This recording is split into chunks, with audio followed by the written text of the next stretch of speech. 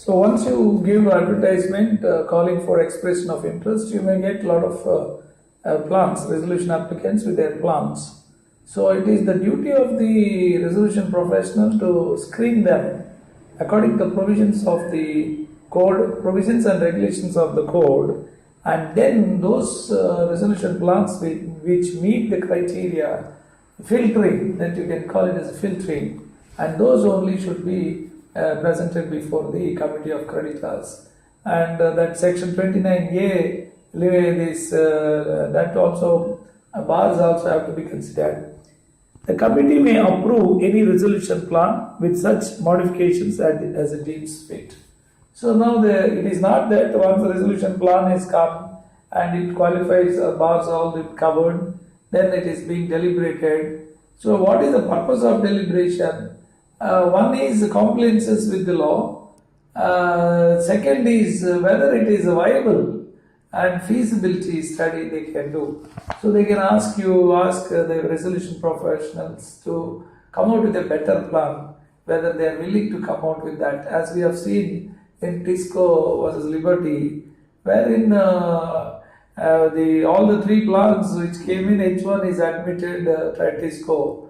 And when the other resolution applicant, Jindal Steel Works, wanted to present higher resolution amount, then the committee of creditors, in the interest of maximum realization, they called again for fresh bids. That is allowed. The resolution professional shall submit the resolution plan approved by the committee to the adjudicating authority with the certification that A. Contents of the resolution plan meet all the requirements of the code and the regulations. B. The resolution plan has been approved by the committee. That should be the grounds. That is what a resolution professional is expected to present, yes or no. The resolution professional shall forthwith send a copy of the order of the adjudicating authority approving or rejecting a resolution plan to the participants and the resolution applicant. 6.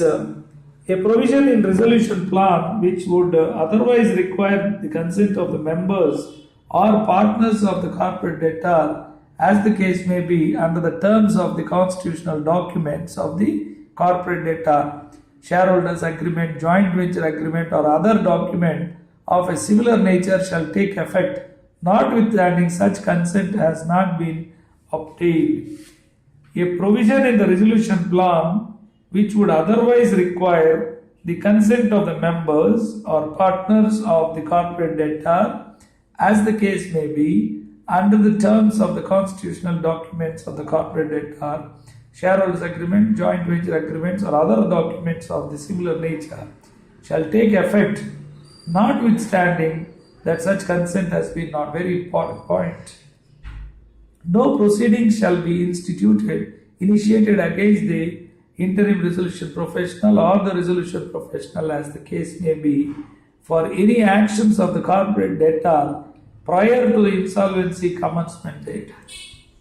So, but that means that any violations that take place after the CIRP process is announced, that fellow can be held up.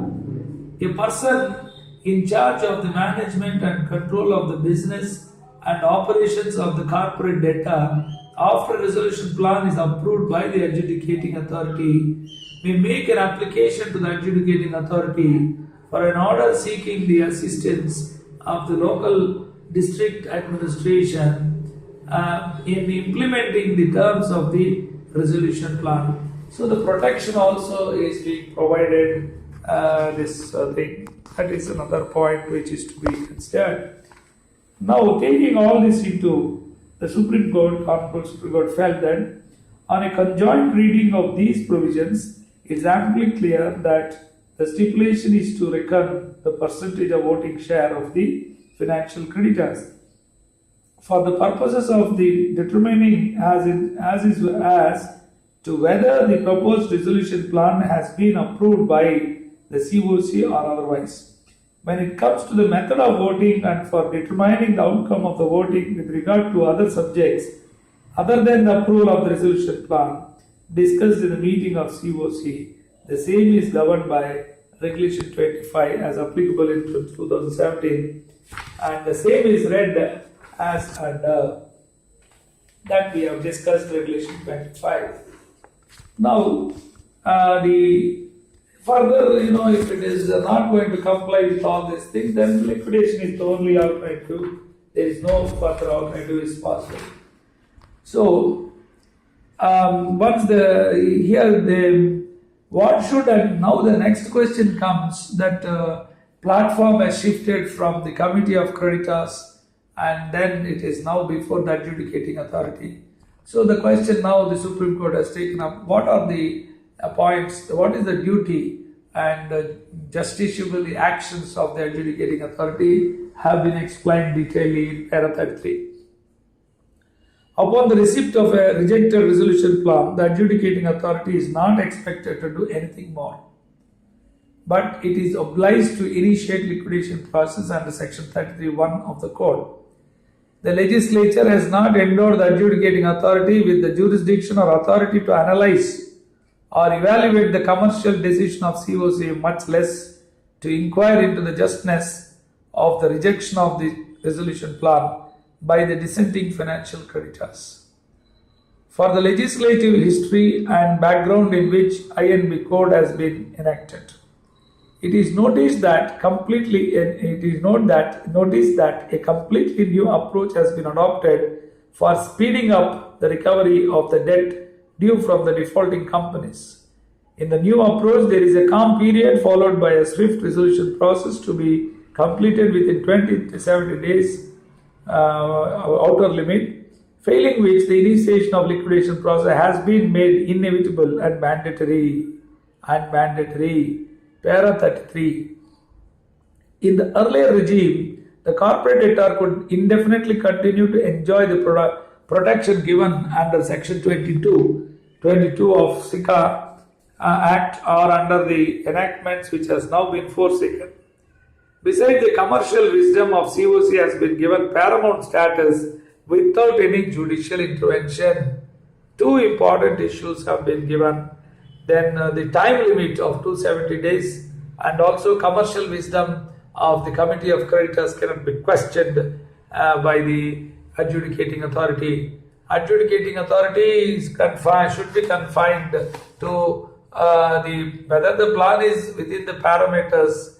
They should not go into whether it is fair or not. All those things have been taken out. The Supreme Court judgment is very, very clear. So that's what they say. It has now been, besides the commercial wisdom of COC has been given paramount status without any judicial intervention for ensuring completion of the stated process within the timelines prescribed by the INB Code. There is an intrinsic assumption that financial creditors are fully informed about the very important paragraph that is para 33. The Honorable Supreme Court came to the conclusion this is an intrinsic assumption that the financial creditors are fully informed about the viability of the corporate debtor and feasibility of the proposed resolution plan. They act on the basis of thorough examination of the proposed resolution plan and the assessment made by their team of experts. The opinion on the subject matter expressed by them after due deliberations in COC meetings through voting as per voting shares is a collective business decision. The legislature consciously has not provided any ground to challenge the commercial wisdom of the individual financial creditors or their collective decision before the adjudicating authority that is made non-justiciable. So here is a very important para 33 of the report on the scope of the adjudicating authority's powers. And this is also, they have referred to para 34, the Bankruptcy Law Reforms Committee. The key economic question in bankruptcy process, when a firm referred to as a corporate debtor in the draft law defaults, the question arises about what is to be done. Many possibilities can be envisaged. One possibility is to take the firm into liquidation. Another possibility is to negotiate a debt restructuring, where the creditors accept a reduction of debt on an NPV basis and hope that negotiated value exceeds the liquidation value. Another possibility is to sell the firm as a going concern and use the proceeds to pay off the creditors. Many hybrid structures of these broad categories can be envisioned. The committee believes that there is only one correct forum for evaluating such possibilities and making a decision, a creditors committee, where all financial creditors have votes in proportion to the magnitude of the debt that they hold. In the past, laws in India have brought arms of the government, legislature, executive or judiciary into this question. This has been strictly avoided by the committee. The appropriate position of a defaulting firm is a business decision, and only the creditors should make it. So very aptly, the Honorable Supreme Court went through that decision, and then now here the question is, one is the appellants have argued that they have not applied their mind. Therefore, the judiciary should intervene. Now the Honorable Supreme Court is looking into the aspect whether judiciary has the capability to get into this. Judiciary has to interpret the process. So they are going to decide the contours to what extent the adjudicating authority can think of entering into the process. Now the business decisions taken by the Committee of Creditors are non-justiciable is very well explained. The report also highlights that having timelines is the essence of the resolution process. It then refers to the principles driving the design of the new insolvency and bankruptcy resolution framework. While dealing with this aspect, it is noted that code would facilitate the assessment of the viability of the enterprise at a very early stage. The relevant extract of the report is again read. The committee chose the following principles to design the new insolvency bankruptcy resolution framework. 1. The code will facilitate the assessment of viability of the enterprise at a very early stage. 1. The law must explicitly state that the viability of the enterprise is a matter of business, and that matters of business can only be negotiated between the creditors and the debtor. While viability is assessed as a negotiation between creditor and debtor, the final decision has to be an agreement among the creditors who are all the financiers willing to bear the loss in the insolvency. 2. The legislature and the courts must control the process of resolution, but not be burdened to make a business decision.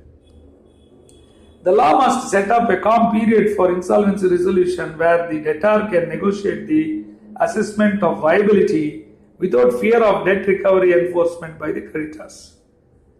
The law must appoint a resolution professional as the manager of the resolution period so that the creditors can negotiate the assessment of viability with confidence that the debtors will not take any action to erode the value of the enterprise. The professional will have the power and responsibility to monitor and manage the operations and assets of the enterprise. The professional will manage the resolution process of negotiation to ensure balance of power between the creditors and debtor and protect the rights of all the creditors. The professional will ensure the reduction of asymmetry of information between creditors and debtors in the resolution process. The law must ensure that all the key stakeholders will participate to collectively assess the viability. The law must ensure that all creditors who have the capability and the willingness to restructure their liabilities must be part of the negotiation process. The liabilities of all creditors who are not part of the negotiation process must also be met in any negotiated solution. The code will respect the rights of all creditors equally. The law must be impartial to the type of creditor in counting their weight in the vote and on the final solution in the resolving insolvency. The court must ensure that when the negotiations fail to establish viability, the outcome of bankruptcy must be binding. The law must order the liquidation of an enterprise which has been found unviable. This outcome of the negotiation should be protected against all appeals other than for very exceptional cases. So here also there is a very exceptional cases that is given, and but however the Honorable Supreme Court appears to not give importance to that.